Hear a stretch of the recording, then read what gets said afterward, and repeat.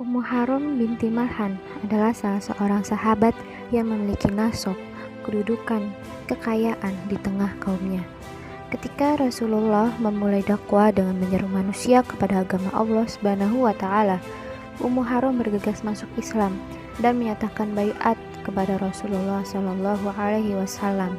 Ia pun memeluk Islam dengan baik dan membela agamanya dengan segenap kemampuannya.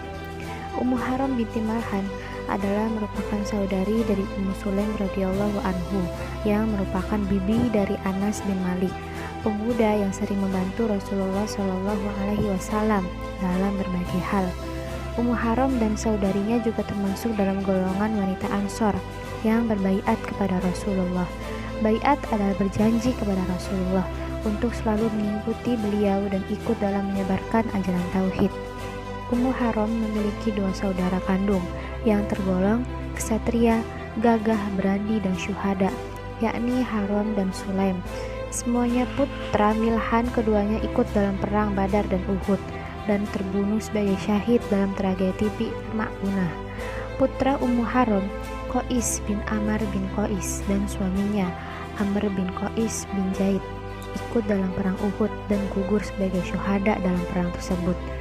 Suatu hari Rasulullah mengunjungi Anas dan keluarganya. Di tempat itu ada pula Ummu Haram, dan kesempatan tersebut Rasulullah meminta mereka berdiri dan sholat bersamanya. Maka kami sholat berjamaah, dan itu bukan sholat wajib, kata Anas. Rasulullah juga kerap mengunjungi keluarga Ummu Haram yang tinggal bersama suaminya, Ubadah bin Samit. Kunjungan Rasulullah SAW ini adalah bukti jika keluarga Ummu Haram termasuk keluarga yang dimuliakan. Sebelum menikah dengan Ubadah, Ummu Haram pernah menikah dan memiliki seorang putra. Suami dan anaknya syahid saat mengikuti perang Badar. Suatu hari Anas bin Malik menceritakan suatu kali Rasulullah mampir ke rumah Ummu Haram.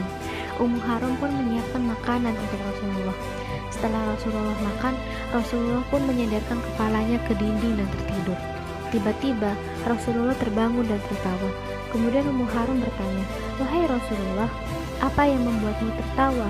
Rasulullah menceritakan, ia bermimpi bahwa ada sekelompok umatnya yang mengarungi lautan. Dalam mimpi itu, mereka terlihat bak raja di atas singgasana. Mendengar hal itu, Ummu Haram meminta Rasulullah Shallallahu alaihi wasallam berdoa agar ia termasuk dalam kelompok tersebut. Rasulullah pun mendoakan dia. Kemudian Rasulullah pun tidur kembali.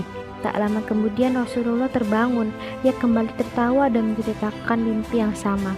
Ummu Haram meminta agar dia didoakan hal yang sama lagi. Kejadian ini berulang hingga 3 kali. Lalu Rasulullah pun menjawab, "Engkaulah termasuk orang yang pertama." Peristiwa yang diceritakan Nabi Muhammad SAW dalam riwayat Imam Ahmad itu menjadi kenyataan pada tanggal 28 Hijriah atau 649 Masehi. Ketika itu Ummu Haram bersama suaminya turut dalam sebuah pasukan laut kaum muslimin. Khalifah Utsman bin Affan mengutus Muawiyah untuk memperluas wilayah ke Qobarsa.